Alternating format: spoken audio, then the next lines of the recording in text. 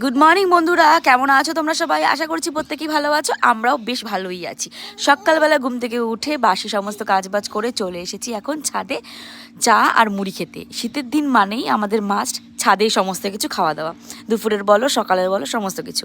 যাই হোক, সকালের টিফিনটা করেই, টিফিন বলতে ওই চা বিস্কিট মুড়ি খেয়েই চলে আসলাম দুপুরে রান্না করতে। আর বাবা বাজার থেকে নিয়ে এসেছিলো চিংড়ি মাছ, আর তার আগের দিন নিয়ে এসেছিলো রুই মাছ। রুই মাছটা ফ্রিজে রাখা হয়েছিল, সেটাই ফ্রিজ থেকে বের করে জমে গেছিলো বলেই একটু বের করে রাখা হয়েছে। আর আজকে লাউ দিয়ে হবে চিংড়ি মাছ, লাউ চিংড়ি। আর এদিকে লাউ চিংড়িটা প্রায় হয়েই এসছে। আর এখন ভাজা হচ্ছে রুই মাছ। রুই মাছ হবে চিম আলু দিয়ে।